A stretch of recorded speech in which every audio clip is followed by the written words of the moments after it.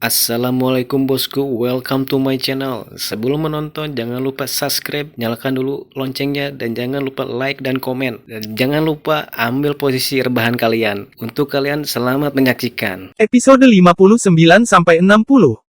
Cahaya berwarna hijau lumut langsung melonjak keluar dari kain kafan saat Raja Kerangka berusaha menggunakan sihir mayat hidup untuk membebaskan tubuhnya dari energi aneh yang membungkusnya. Sayangnya, harapannya hancur. Energi putih susu yang tampak lembut itu tampaknya tidak menunjukkan reaksi sedikit pun terhadap sihir mayat hidupnya. Bila tulang hitam Raja Kerangka ini meretas tanah sekali lagi, tapi kali ini, itu melewati tubuh Long Hao Chen, hampir mengenai dia. Armor emas yang menutupi tubuh Long Hao Chen meledak, memancarkan cahaya emas terakhirnya, saat dia mengeluarkannya sepenuhnya. Sebenarnya, cahaya berwarna putih yang menarik mayat itu datang langsung dari dada Long Hao Chen. Dan justru karena momen jeda yang terjadi ketika dia memproduksinya, dia hampir dihancurkan oleh Raja Kerangka. Raja Kerangka itu melihat sekali lagi ke arah Long Hao Chen, wajahnya menunjukkan sedikit kecemasan, atau apakah itu ketakutan dan kemarahan. Apa yang datang dari wajahnya yang sangat tenang adalah tampilan yang tenang dan terkumpul yang dipenuhi dengan niat membunuh yang intens. Tidak baik. Ketakutan yang intens langsung mencapai pikiran Long Hao Chen, tapi saat ini seharusnya tidak bisa menyerang dengan bebas. Dua cahaya emas yang kuat meledak dari tubuh Long Hao Chen berturut-turut. Dari penjaga pergelangan tangan cahaya ilahi, mantel suci ketiga diaktifkan. Selain itu, dia menancapkan pedang api di tanah, melepaskan arai pertempuran surgawi, dan dengan paksa menghentikan serangan Raja Kerangka berikutnya. Properti suci yang kuat sedang dilepaskan, sejauh membuat Skeleton King di dekatnya tersandung. Dan Long Hao Chen belum menggunakan pedang cahaya di tangan kanannya untuk menyerang. Serangan Gambit, skill Ksatria Retribusi dari langkah kelima. Pedang Suci, keterampilan Ksatria Retribusi dari langkah kelima. Pedang Suci adalah sesuatu yang telah dia persiapkan sejak lama, dan Gambit terakhir adalah sesuatu yang dia buka setelah mencapai langkah kelima kultivasi, saat terobosannya membuka segel lain dari cincin warisannya.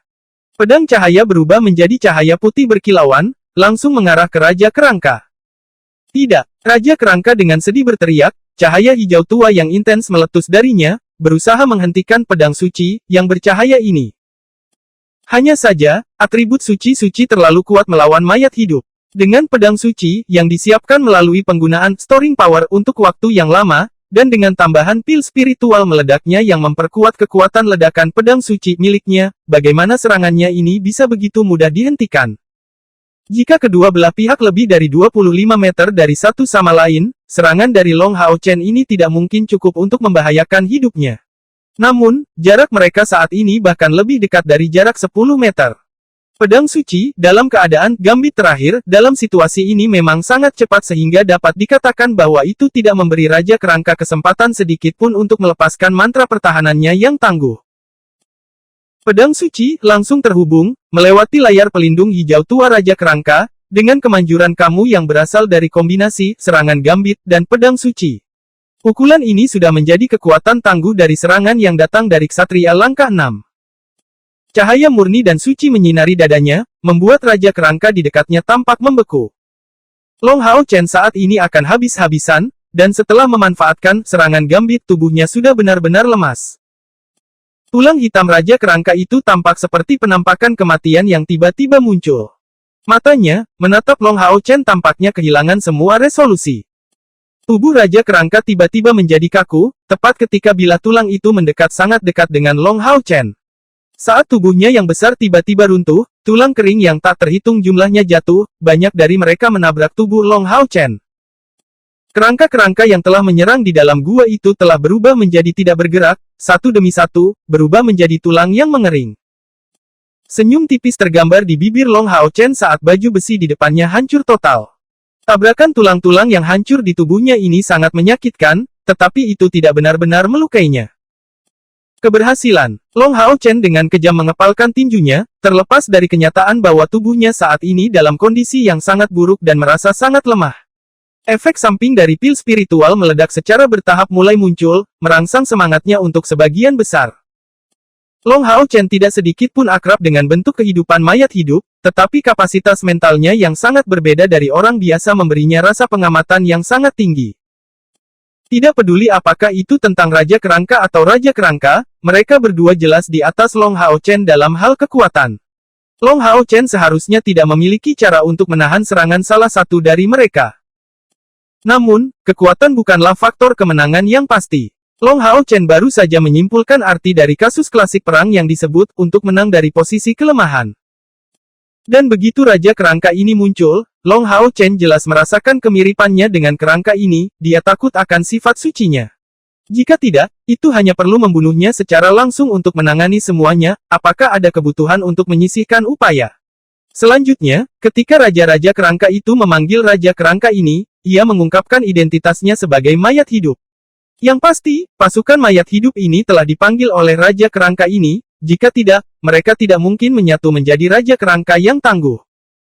Informasi ini tampak tidak berguna pada pekamungan pertama, tetapi bagi Long Hao Chen yang kontemplatif, itu adalah jalan keluar yang jelas dari situasi kematian tertentu ini. Dengan kata lain, dia hanya perlu membunuh Raja Kerangka dan pemanggilan akan berakhir bersama dengan nyawanya. Pada awalnya, dia harus menunjukkan kelemahan, untuk tujuan itu ketika dia memblokir Raja Kerangka untuk pertama kalinya, meskipun dia menggunakan penghalang ilahi, dia tidak menggunakan kekuatan bongkar perisai berskamur. Itu untuk menguji kekuatan Raja Kerangka serta untuk melumpuhkan Raja Kerangka. Sekali lagi, ini membuktikan bahwa kekuatan Raja Kerangka jauh lebih besar dari yang dia kira, langsung melukainya. Long Hao Chen tidak khawatir, setidaknya, dia memblokirnya. Jika dia tidak bisa melakukan itu, tidak ada kesempatan sedikit pun untuk rencananya berhasil. Setelah itu, dia terus-menerus bergeser, menghindari serangan Raja Kerangka dengan susah payah karena dia tidak berani mengambilnya secara langsung, tetapi pada kenyataannya, dari awal hingga akhir, dia maju menuju Raja Kerangka di tengah gunung. Setelah dia menyelesaikan evolusi tungku spiritual sucinya, jangkauannya tidak hanya meningkat dari 25 menjadi 50 meter, itu juga bisa menarik perhatian dua musuh, bukan satu. Lebih penting lagi, itu memperoleh kemampuan khusus lainnya, tarik. Daya tarik menarik perhatian musuh, tetapi tarik menarik musuh ke arahnya. Efek dari kemampuan menggunakan kekuatan penuhnya untuk secara pribadi menarik target. Keterampilan ini murni defensif, dan tidak memiliki kekuatan serangan apapun. Namun, itu sangat praktis, dengan efek yang setara dengan apa yang akan terjadi jika dia mendapatkan tali yang tidak terlihat, mampu menarik apapun. Memiliki jangkauan kecil 25 meter, dan mampu membidik satu target. Saat Raja Kerangka berada di udara, Long Hao Chen terus-menerus mencoba mendekatinya, untuk alasan yang tepat adalah bahwa tungku spiritual suci miliknya mengandung kemampuan misterius ini. Dia juga tidak pernah mengungkapkan kekuatan sebenarnya dari pedang cahayanya. Pada akhirnya, meremehkan Raja Kerangka terhadap kemampuan Long Hao Chen merenggut nyawanya. Dibandingkan dengan manusia yang licik, Raja Kerangka itu benar-benar berpikiran sederhana. Tungku spiritual suci Long Hao Chen mengubah wajah pertempuran sepenuhnya. Api di mata Raja Kerangka berangsur-angsur meredup. Ia melihat lubang di perutnya dan kemudian menatap Long Hao Chen di tanah. Tiba-tiba dia melengking. Dia tidak dapat menerima kenyataan situasi. Tidak, sekarang pilar penyegelan sudah hilang, jangan bilang bahwa Austin akan sekali lagi turun ke atas kita setelah 6 reinkarnasi sebelumnya. Tuanku dari dunia mayat hidup, mengapa kamu belum tiba? Hancurkan dia, cepat. Menemani tangisannya, cahaya suci pedang cahaya telah menyebar ke seluruh tubuhnya. Retakan cahaya putih muncul di mana-mana dan akhirnya sebelum meledak, dan akhirnya mengembun, sangat menerangi dunia yang gelap dan suram ini. Long Hao Chen berbaring di tanah, terengah-engah, kelelahan hebat mengalir ke kepalanya. Meskipun serangan baliknya tidak seberat menggunakan pengorbanan, dengan pil spiritual meledak meningkatkan kekuatan pertempurannya secara keseluruhan sebesar 20%, pada saat ini efek sampingnya tidak ringan. Raja Kerangka dan pasukan kerangkanya jatuh, namun, sekarang bukan waktunya untuk bersantai. Long Hao Chen sekali lagi mengkonsumsi pil spiritual pemulihan, berusaha untuk memulihkan bahkan sedikit energi spiritual. Pada saat ini, teriakan teredam terdengar, dan segera diikuti oleh teriakan campur aduk, setelah itu teriakan teredam terdengar lagi. Setelah itu, tangisan ketiga bergema. Meskipun jelas agak lemah, itu tidak kalah bermartabat dari dua sebelumnya. Mendengar tangisan teredam ini, Long Hao Chen terkejut, karena suara itu datang dari dalam gua. Perasaan mengharukan datang dari dalam Long Hao Chen saat dia tiba-tiba merasa bahwa kekuatannya kembali. Melihat ke bawah, dia menemukan dengan heran bahwa garis-garis ungu cemerlang telah muncul di sekujur tubuhnya, yang merupakan meridiannya sendiri yang turun. Tidak peduli apakah ukuran pembuluh darahnya dapat dianggap rata-rata atau langsing, mereka semua berkedip dengan warna ungu. Kekuatan yang tangguh dapat dirasakan tanpa henti, muncul di depan matanya dan memperkuat kekuatan otot-ototnya, kontras dengan energi spiritual internalnya yang saat ini melemah. Sekali lagi, teriakan-teriakan terdengar, tapi kali ini jauh lebih kuat dari 3 sebelumnya. Siluet muncul dari dalam gua. Tanpa Long Hao Chen bahkan melihatnya dengan jelas, itu sudah muncul di sampingnya. Cahaya keemasan menyala dan esensi elemen cahaya lembut melilit tubuh Long Hao Chen. Segera, Long Hao Chen merasa lebih ringan, dan perasaan berapi-api muncul di dahinya. Lingkungan sekitar semuanya diterangi dengan cahaya misterius. Dia sekali lagi masuk ke dalam keadaan sementara. Di dunia yang gelap dan berapi-api ini, cahaya ungu berkilauan, ruang terbuka, dan dengan kilatan cahaya, cahaya ungu segera menghilang. Detik berikutnya, teriakan dingin tiba-tiba terdengar, Austin Griffin. Suara ini sangat tajam. Saat itu muncul, langit hitam tiba-tiba berubah menjadi abu-abu. Lava di bumi semuanya mengering, dan suhunya turun drastis. Kita terlambat sebuah belo rendah terdengar, potongan-potongan besar siluet hitam perlahan-lahan menutup, dan sosok besar muncul dari bayang-bayang. Sosok itu adalah naga tulang yang panjangnya lebih besar dari 30 meter. Tengkorak naga tulang memiliki warna biru muda yang aneh, tubuhnya putih, tetapi tentu saja ada cahaya biru yang mengacungkan seluruh tubuhnya. Di bawah sayapnya yang besar, tampak ada lapisan kulit. Naga tulang ini dikelilingi oleh racun hitam lengket yang perlahan menyebar keluar. Di dalam rongga mata naga tulang, api biru cemerlang menyala. Hanya dengan aura tiraninya, naga ini bisa dibandingkan dengan langkah ke-9. Di belakang naga tulang, ada seorang laki-laki berpakaian baju besi hitam. Sosok itu tingginya lebih dari 2,5 meter dan duduk dengan sabar di pangkal leher naga.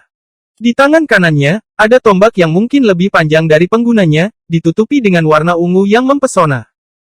Langit kelabu yang tak terbatas tiba-tiba terbelah, dan sosok Anggun muncul, tubuhnya diselimuti di dalam mantel hitam. Meskipun sosok itu hampir tidak terlihat, 2 api merah bergerak di kepalanya. Itu benar, kami terlambat. Meskipun kami datang segera setelah kami memperoleh informasi dari Raja Kerangka itu, pada akhirnya, kami masih terlambat yang dimiliki oleh suara tajam ini justru, Tuan itu. Setahun yang lalu, ketika kami menemukan Austin Griffin, dia baru saja bereinkarnasi. Untuk bersembunyi dari upaya kami untuk membunuhnya, dia menggunakan kemampuan bawaan yang memungkinkannya menjadi sangat lemah, menurunkan sebagian besar kecepatannya yang berkembang. Namun, setelah durasi sekecil itu, bagaimana mungkin kepala ketiganya sudah lahir? Menurut kecepatan evolusi yang menakutkan ini, saya khawatir sebelum 100 tahun berlalu, bencana yang terjadi pada saat itu akan turun sekali lagi. Undet Ksatria Abdikator, apakah kamu punya metode untuk menemukannya? Ksatria penculik mayat hidup dengan dingin menjawab, jika kamu, dalam kapasitas kamu sebagai Raja-Raja Kerangka, tidak dapat menemukannya, bagaimana saya bisa? Austin Griffin telah berganti lokasi. Tetapi setiap kali dia ingin berevolusi, dia pasti akan kembali ke dunia tempat dia dilahirkan ini. Kita hanya bisa menunggu kesempatan berikutnya sekarang. Raja-Raja Kerangka dengan dingin membalas, apa yang dilakukan orang lain? Mungkinkah mereka percaya bahwa Austin Griffin ini akan semudah kita menghadapinya seperti 6 reinkarnasi sebelumnya? Kepala ketiganya telah tumbuh, dia sudah menjadi semakin sulit untuk dihadapi. Kita harus mengadakan majelis umum Raja Mayat Hidup. Setelah menggabungkan kekuatan kami, saya yakin kami akan menemukan solusi. Baiklah, tentang masalah ini, kamu dan saya memiliki sudut pekamung yang sama. Pada masa itu, pada saat Austin Griffin memecahkan pilar segel, bencana menimpa Ibu Pertiwi, langit runtuh, dan semuanya mati.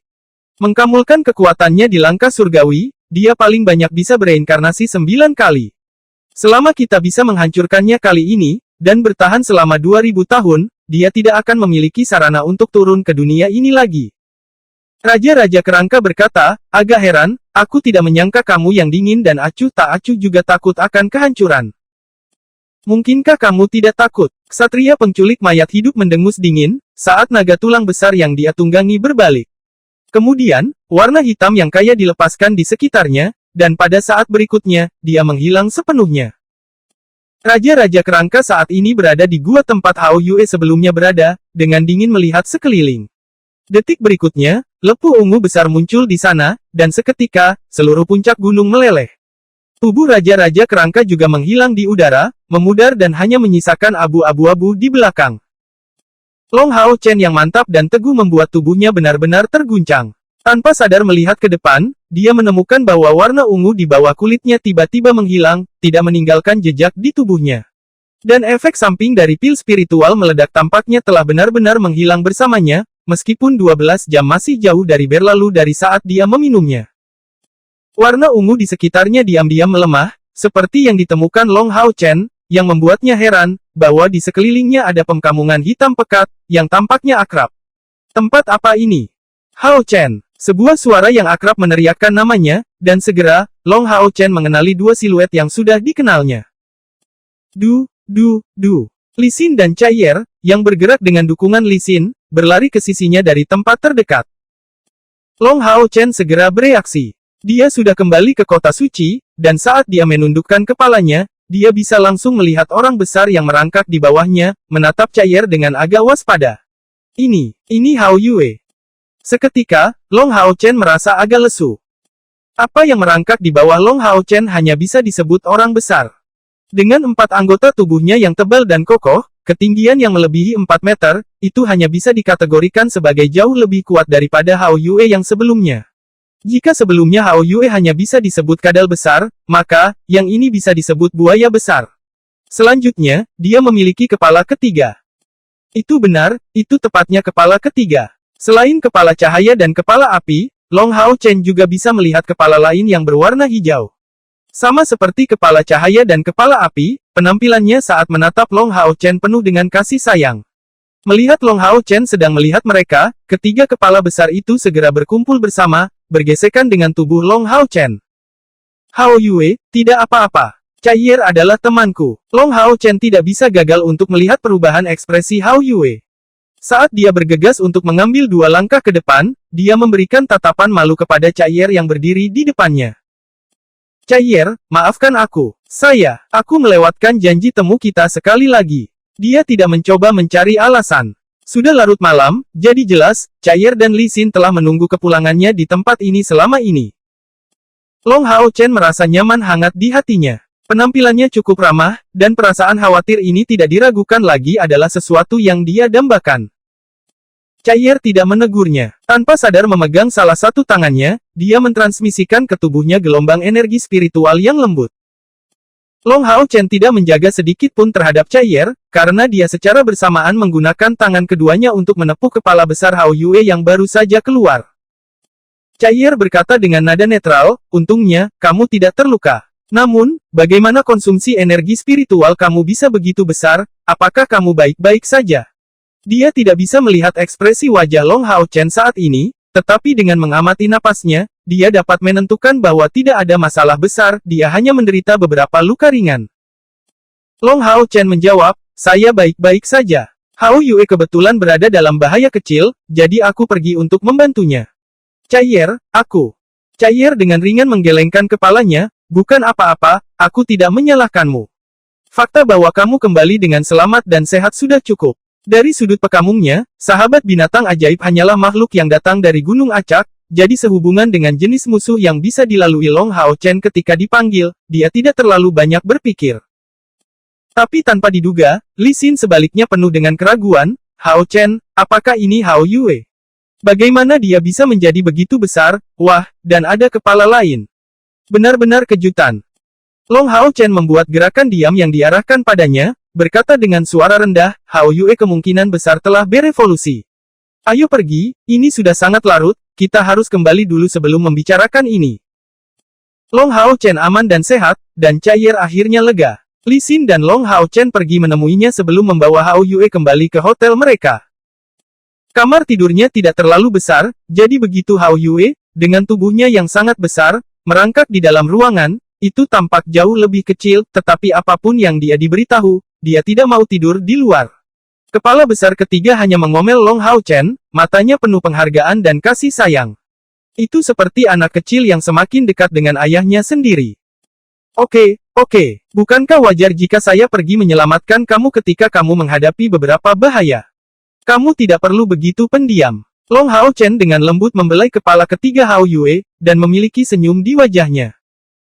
Terlepas dari kenyataan bahwa dia telah menghadapi Raja Kerangka dan pasukan kerangkanya dalam pertarungan sebelumnya, dan jantungnya berdetak jauh lebih cepat selama ini dan sampai sekarang, dia tidak menyesali apapun sedikit pun. Dia adalah seorang ksatria penjaga, Hao Yue adalah orang yang disayanginya, jadi dia secara alami harus melindunginya dengan baik. Long Hao Chen terkadang masih dengan hati-hati memperhatikan penampilan Hao Yue setelah evolusinya. Dapat dikatakan bahwa seluruh tubuh Hao Yue telah berevolusi. Tubuhnya 2 kali lebih tinggi, dan menjadi jauh lebih kokoh. Tubuhnya saja, ketika duduk tegak, tingginya sudah hampir 1,5 meter, dengan 4 anggota tubuhnya yang kuat, cakarnya yang tajam, mengangkat ketiga kepalanya yang besar, dia tampak agak mengesankan. Sisik yang menutupi tubuhnya juga telah berevolusi. Masing-masing dari mereka tampak oval, tetapi pada mereka, ada tonjolan lain, menutupi sisik-sisik ini yang tampak tebal dan tegas. Dia masih benar-benar hitam, tetapi di bawah penerangan dari dunia luar, jejak samar warna ungu dapat dilihat. Di punggungnya, tulang yang menonjol sudah memiliki volume yang besar, dan tampaknya membuatnya terlihat lebih besar. Perubahan paling jelas pada Hao Yue ada di ketiga kepalanya. Jelas, di kedua sisi kepalanya muncul beberapa tonjolan lain yang tampaknya terhubung satu sama lain. Namun, tonjolan ini tidak terlalu berbeda, tetapi mata mereka banyak berubah, sisi mulut mereka tampak lebih bulat dan lebih tajam daripada di masa lalu. Lebih penting lagi, kepalanya menjadi setidaknya 2 kali lebih besar. Karena ikatan kontrak darah di antara mereka, Long Hao Chen dapat dengan jelas merasakan bahwa Hao Yue jauh lebih kuat daripada di masa lalu. Jika Long Hao Chen melawannya, bahkan dengan kekuatannya saat ini, dia takut dia belum tentu menang. Dia jelas telah memasuki batas langkah ke-6 sebagai binatang ajaib. Bukankah evolusi semacam ini terlalu menakutkan? Dari saat kontrak Long Hao Chen dengan Hao Yue hingga sekarang, 1 tahun penuh belum berlalu. Evolusi pertamanya adalah karena darah Long Hao Chen dan evolusi keduanya adalah sesuatu yang dia provokasi sendiri. Itu harus memiliki hubungan dengan bola batu yang dia makan. Ini bukan poin krusial. Poin pentingnya adalah bahwa setiap kali Hao Yue berevolusi, kekuatannya akan tumbuh secara substansial. Menumbuhkan kepala kedua membuatnya berubah menjadi binatang buas dari langkah keempat dari langkah kedua, dan kepala ketiga yang sekarang muncul ini telah membuatnya berubah dari langkah keempat ke langkah keenam. Tidak peduli apakah itu dari ayahnya atau gurunya, Long Hao Chen belum pernah mendengar tentang sejenis binatang ajaib yang bisa berevolusi sedemikian rupa, dan begitu cepat. Selain itu, Long Hao Chen menemukan dengan heran bahwa di dekat lehernya, di sebelah leher yang tampak hijau, ada, seperti sebelumnya, tonjolan lain. Dari sisi lain, di sisi kepala api juga ada tonjolan lain. Dengan kata lain, setelah evolusi ini, 2 tonjolan telah tumbuh di sisi lehernya. Mungkinkah dia akan menumbuhkan 2 kepala lainnya? Jika itu masalahnya, level apa yang akan dia capai pada saat itu? Sehubungan dengan Hao Yue, Long Hao Chen saat ini semakin penasaran. Hao Yue bisa merasakan pikiran Long Hao Chen, dan menatapnya dengan ketiga kepalanya.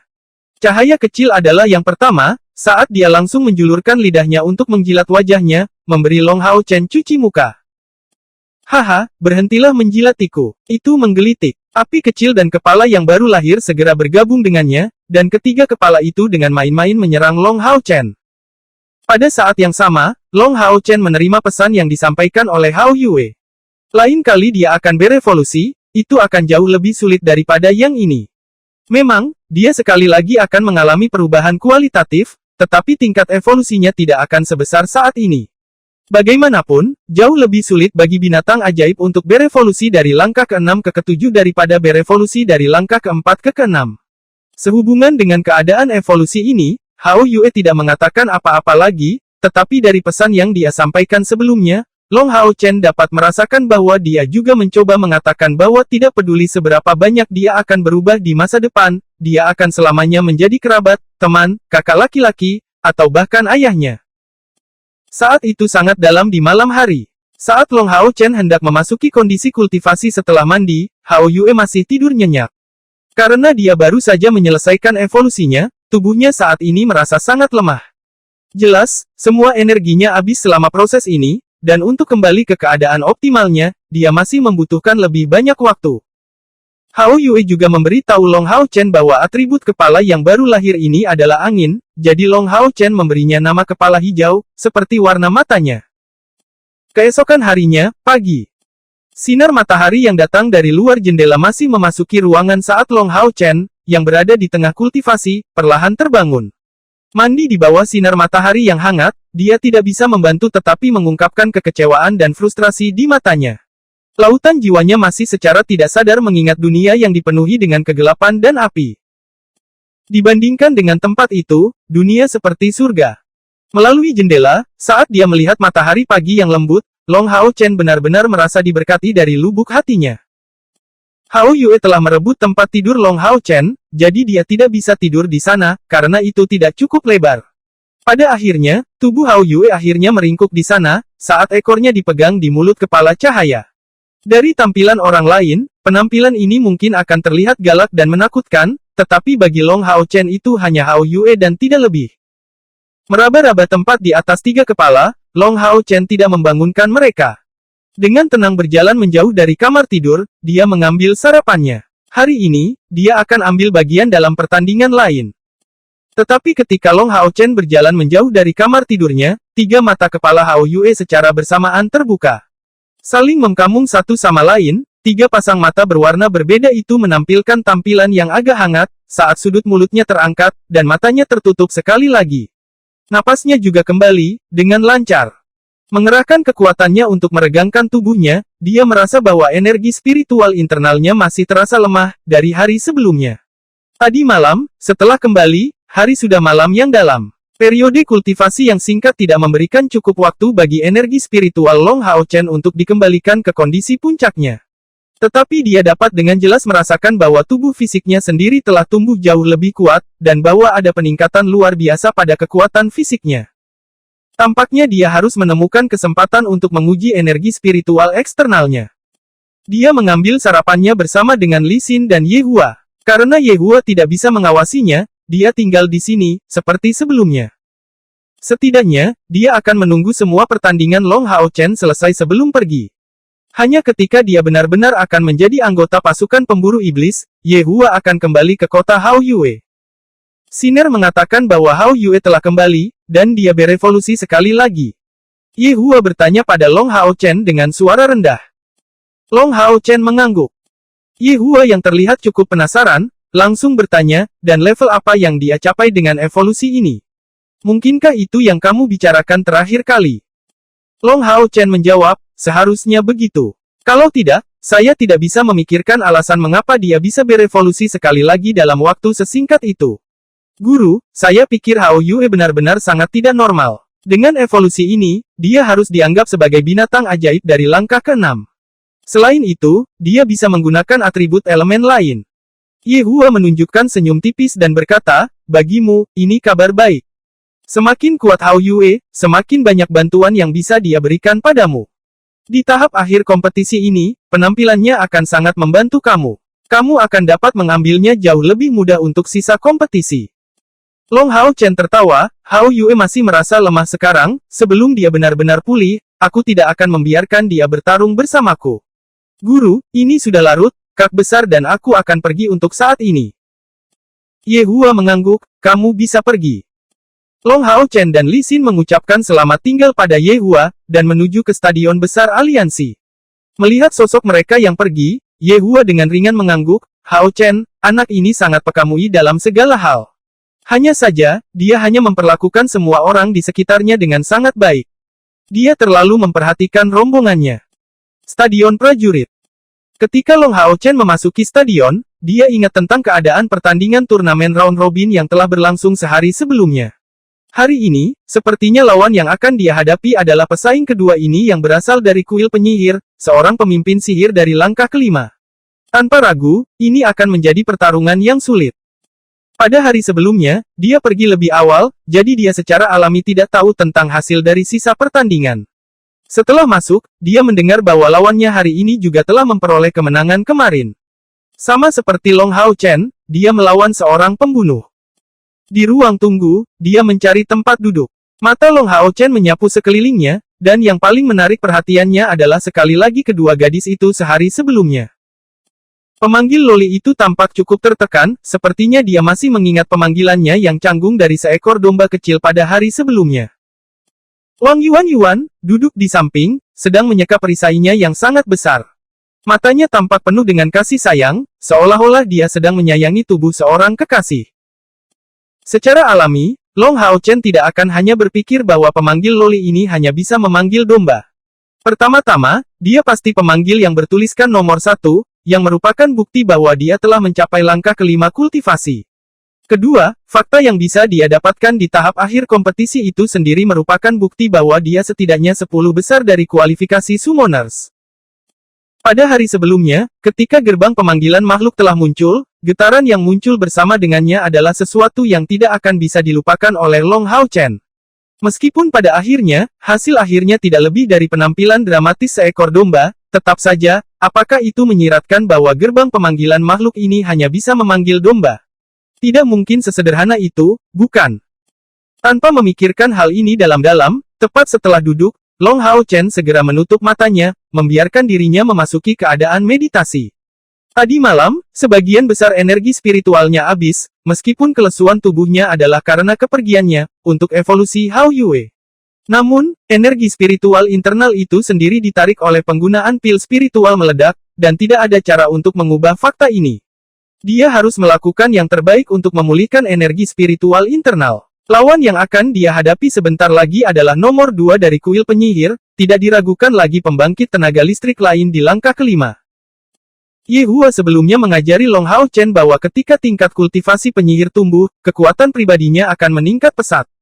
Sebagai contoh sederhana, seorang penyihir dari langkah kedua tidak dapat bersaing dengan seorang pejuang dari langkah kedua, tetapi setelah seorang penyihir mencapai langkah kelima, bahkan 10 prajurit dari langkah yang sama belum tentu dapat bersaing melawannya. Penyihir mengkamulkan kekuatan ofensif dan kontrol mereka yang besar atas medan perang dan penyihir yang luar biasa adalah elemen utama dari kekuatan ofensif dan ledakan timnya. Pertandingan pertama hari itu adalah bentrokan antara dua pembunuh, konfrontasi kecepatan dan kontrol, seolah-olah yang pertama memukul akan menang dan mendapatkan kemenangan terakhir. Alhasil, pertandingan ini cukup cepat berakhir, sampai-sampai hampir tidak ada yang bisa melihat dengan jelas bagaimana sang pemenang berhasil mengerahkan kendalinya atas lawannya karena pertandingan sudah berakhir. Pertandingan kedua, Huang Yi melawan Long Hao Chen, pertempuran dimulai.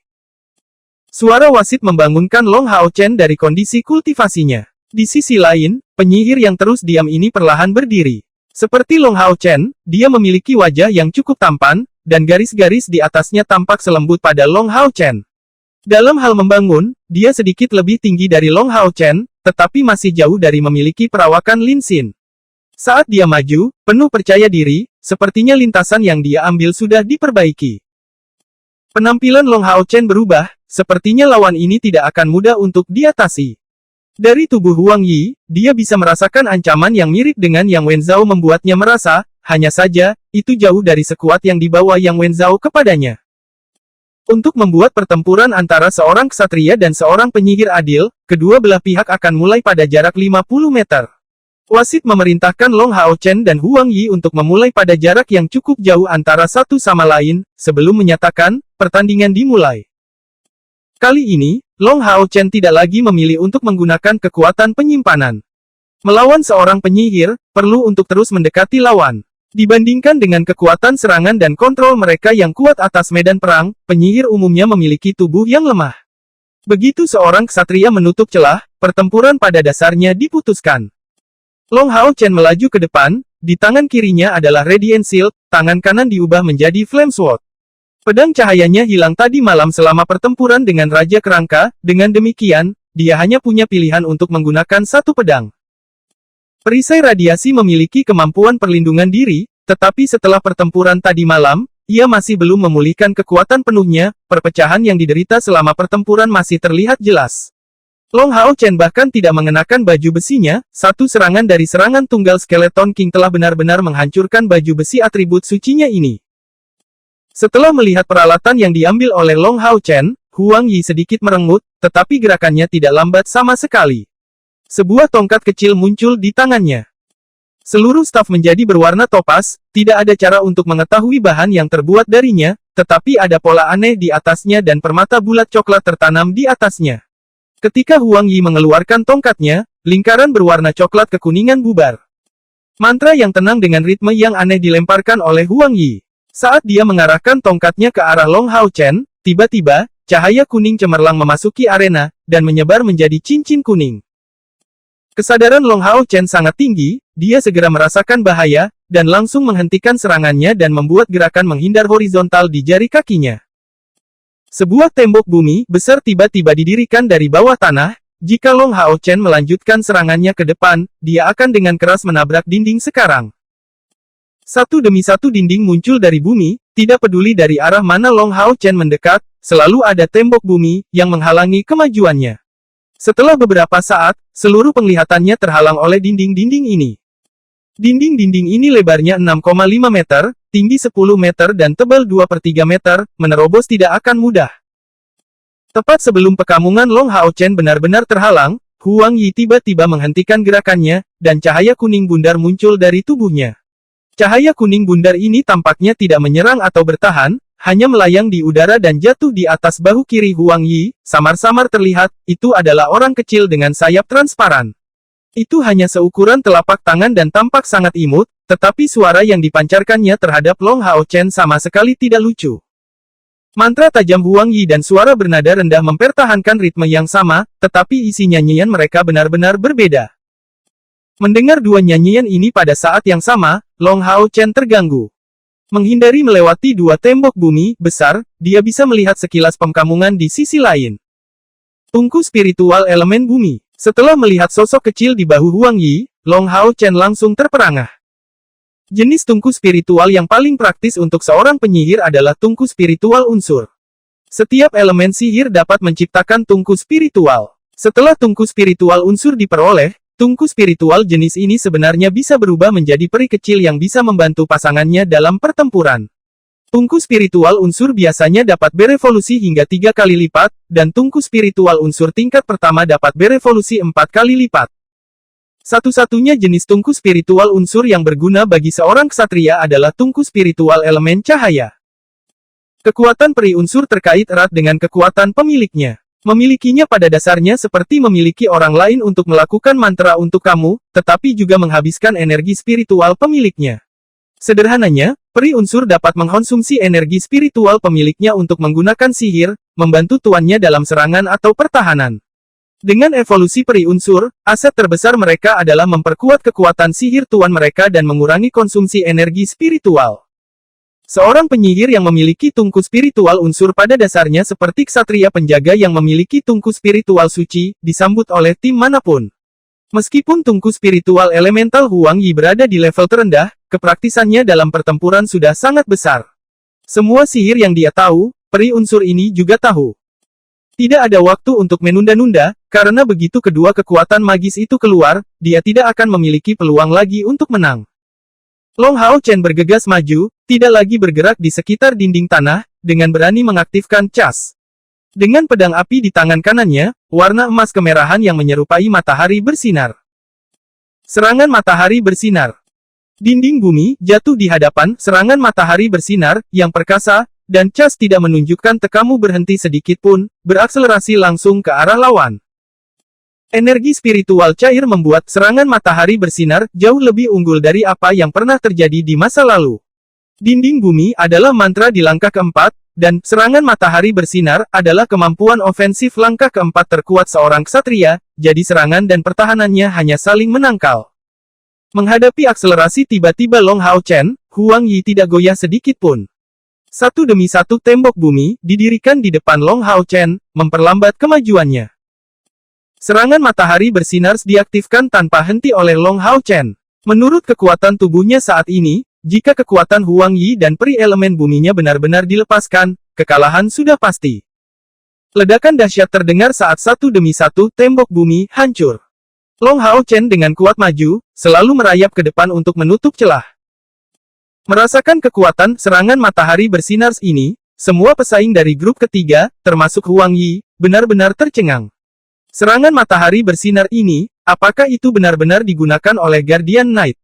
Dia adalah satu-satunya ksatria dari kelompok ini, jadi tentu saja, tidak ada orang lain di sini yang tahu bahwa dia adalah penjaga dan ksatria pembalasan. Dalam sekejap, jarak mereka sudah tertutup hingga 20 meter, hanya sedikit lagi dan serangan jarak jauh Long Hao Chen akan memiliki target. Namun, pada saat ini, mantra tenang peri elemen bumi terhenti dan lingkaran kuning besar muncul di samping Huang Yi. Pemanggilan tipe sihir elemen. Long Hao Chen terkejut dan tiba-tiba menghentikan serangannya. Tanah berpasir yang mengelilingi tanah maju dengan kecepatan yang mencengangkan menuju lingkaran emas itu saat tubuh setinggi 4 meter yang sangat besar bangkit dari tanah. Tubuh tebal ini melemparkan dirinya langsung ke Long Hao Chen. Itu adalah raksasa bumi, mantra pemanggilan unsur. Dalam mantra kontrol dari langkah kelima, itu bisa disebut keberadaan puncak. Tidak heran jika waktu nyanyian yang dibutuhkan begitu lama. Pada saat mantra ini selesai, wajah Huang Yi menjadi agak pucat. Jelas, konsumsi energi spiritualnya sangat besar. Peri unsur di bahunya berhenti melantunkan mantra, dan tubuhnya melepaskan cahaya kuning kecoklatan, menyelimuti Huang Yi di dalam, bertujuan untuk membantunya memulihkan energi spiritualnya yang sudah habis. Polimerisasi spiritual kemampuan bawaan milik peri unsur. Mengkamulkan afinitas unsur dan kemampuan bantuannya yang penting, itu membantu mengisi kembali energi spiritual tuannya dengan meningkatkan kecepatan penyerapannya dari esensi magis di sekitarnya. Raksasa bumi yang dihadapi Long Hao Chen sejujurnya tidak seseram atau sulit ditangani seperti Raja Kerangka Malam sebelumnya. Namun, kekuatan pertahanannya sebenarnya bahkan lebih besar daripada Skeleton King, dan di samping itu tidak lemah terhadap atribut cahaya. Juga, Long Hao Chen saat ini jauh dari kondisi puncaknya. Menempatkan perisainya secara horizontal, dia menggunakan obstruksi ilahi. Begitu saja, raksasa itu ditolak, dan tubuh Long Hao Chen menjadi tertutup oleh cahaya pembalasan terang. Kaki kirinya melangkah maju, pedang apinya langsung meletus. Duri cahaya, dipenuhi dengan cahaya berwarna merah keemasan yang kaya, sebilah cahaya yang sangat besar terbentuk, dengan ganas berbenturan dengan tubuh raksasa bumi ini. Long Hao Chen bergerak sangat cepat, dan dengan lingkaran cahaya muncul di bawah kakinya, dia tiba-tiba melompat.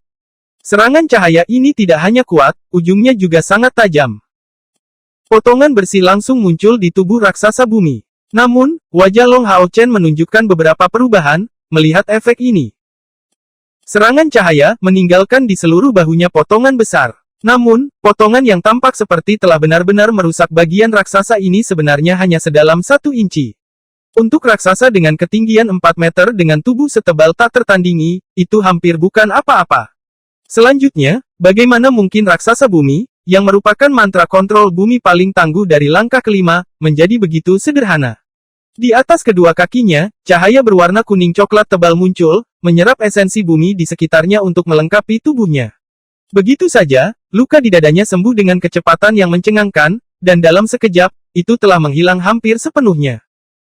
Di antara semua raksasa elemen yang bisa dipanggil, raksasa bumi adalah yang terbaik dalam hal pertahanan. Saat pupil matanya tiba-tiba menyusut, Long Hao Chen membuat resolusi yang tegas. Dia yakin bahwa jika dia dalam kondisi prima, dia bisa menggunakan tekniknya untuk secara bertahap menghancurkan raksasa bumi ini.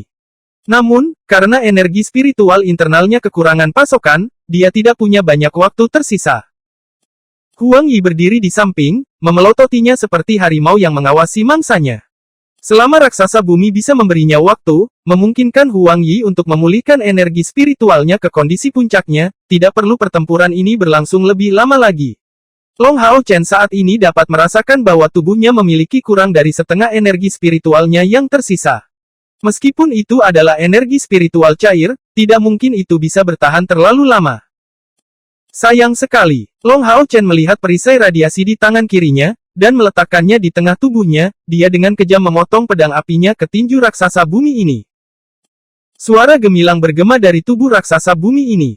Meskipun tubuhnya hampir setebal baja, Long Hao Chen mengkamulkan kekuatan yang dilepaskan oleh rebound untuk menyerang dalam mode all-in, pedang api dengan kejam memotong kepala raksasa bumi. Kekuatan pertahanan raksasa bumi ini sangat besar, tetapi gerakannya relatif lambat. Pedang api langsung meninggalkan bekas yang dalam di kepalanya. Segera setelah itu, semua pesaing bisa melihat pengkamungan yang menakjubkan muncul. Long Hao Chen masih di udara, perisai di tangan kiri dan pedang di tangan kanan saat seluruh tubuhnya tanpa henti membombardir raksasa bumi dengan serangan saat berputar. Kecemerlangan berwarna merah keemasan yang mencolok dipancarkan, saat dia terus menyerang tubuh raksasa bumi ini, seperti penggiling daging. Mengutuk pedang berputar kemampuan ofensif paling kuat yang diciptakan oleh Long Xingyu. Inti, mengutuk pedang berputar, adalah dalam meminjam kekuatan untuk menciptakan peluang. Dari satu sudut pekamung, itu agak mirip dengan kekuatan penyimpanan kecuali fakta bahwa amplifikasinya bahkan lebih besar daripada kekuatan penyimpanan. Serangan yang tegas dan pantang menyerah, tetapi tidak cocok melawan lawan yang cepat. Itu karena jika tidak bisa terus menyerang lawan, tidak ada cara bagi daya tembak untuk dikumpulkan. Jelas, raksasa bumi tidak memiliki kemampuan untuk menghindari pedang berputar mengutuk ini. Bahkan dengan kekuatan yang Wenzhao, ketika seseorang tersentuh oleh mengutuk pedang berputar ini, dia tidak akan punya waktu untuk menyingkir untuk menghindari terjebak dalam serangan terus-menerus, dan hanya akan bisa menghadapinya secara langsung. Seluruh penonton menatap pemkamungan yang menakjubkan ini. Long Hao Chen berputar di udara, tampak seolah-olah dia menggunakan sabit kematian untuk menelan tubuh raksasa bumi tanpa henti. Raksasa bumi itu hanya bisa dengan canggung mencoba melakukan serangan balik tanpa hasil, tetapi itu hanya berfungsi sebagai sumber kekuatan bagi Long Hao Chen untuk memperkuat serangannya. Batu terbang ke atas saat tubuh raksasa bumi dipotong tanpa henti, dengan lubang yang tak terhitung jumlahnya. Tersapu oleh mengutuk pedang berputar ini, tubuhnya dihancurkan dari atas ke bawah dengan kecepatan yang mencengangkan, secara mengejutkan berubah menjadi debu di bawah gerakan pembunuh Long Hao Chen. Serangan terakhir benar-benar meledakkan seluruh tubuh raksasa ini, saat kecemerlangan seperti rantai dipancarkan bersama dengan ons kekuatan terakhir yang berasal dari amplifikasi, mengutuk pedang berputar ini, langsung mengarah dari jauh ke Huang Yi yang samar-samar tak bernyawa, terbang ke arahnya. Huang Yi adalah pemimpin sihir peringkat kedua, dan jika bukan karena pertimbangannya terhadap orang yang mungkin tidak bisa menyerang, peringkat pertama yang sebenarnya dari kualifikasi penyihir adalah dia. Raksasa bumi adalah mantra yang dia pelajari baru-baru ini, tetapi dia tidak pernah menyangka bahwa lawan dari langkah kelima dapat menghancurkannya begitu cepat. Ini adalah raksasa bumi, bukan tembok bumi. Bukankah kekuatan pertahanan raksasa bumi adalah sesuatu yang bisa terhenti untuk waktu bahkan melawan lawan di langkah ke-6? Dua lampu kuning muncul satu demi satu di Huang Yi, itu adalah tembok bumi, yang dilepaskan oleh dia dan peri unsurnya. Dua suara ledakan berturut-turut dapat terdengar, saat cahaya keemasan yang terbang tiba-tiba menghancurkan kedua tembok bumi ini berturut-turut. Kekuatan yang tak terhentikan ini terus maju dan diarahkan ke dada Huang Yi. Sebuah film berwarna kuning kecoklatan muncul dari tongkat di tangan Huang Yi. Setelah bertabrakan dengannya, cahaya terang itu akhirnya hancur, berubah menjadi puluhan percikan cahaya yang tersebar ke segala arah. Pada saat itu, Huang Yi dapat dengan jelas melihat bahwa serangan mendadak terhadapnya ini justru adalah perisai radiasi yang dilemparkan yang ada di tangan Long Hao Chen. Sayangnya, perisai ini sekarang benar-benar hancur. Menghadapi keadaan seperti itu, Long Hao Chen dibiarkan tanpa sarana. Memang benar bahwa mengutuk pedang berputar miliknya adalah keterampilan yang sangat kuat, tetapi dia hanya memiliki satu pedang di tangannya, dan kemampuan ini membutuhkan dua pedang untuk membangun momentum dengan tepat. Jadi, karena perisai radiasi tidak memiliki kekuatan serangan yang cukup, itu harus digunakan agar bisa diselesaikan. Retakan asli di atasnya diperbesar, sebelum akhirnya berakhir di tepi kehancuran, ke keadaan yang tidak dapat diperbaiki. Dibiarkan tanpa pilihan, Long Hao Chen hanya bisa menggunakan serangan terakhir ini. Dibandingkan dengan peralatan Long Hao Chen, peralatan Huang Yi jauh lebih mewah. Film kuning kecoklatan yang akhirnya muncul adalah skill yang termasuk dalam tongkat sihirnya, perisai pelindung elemen bumi.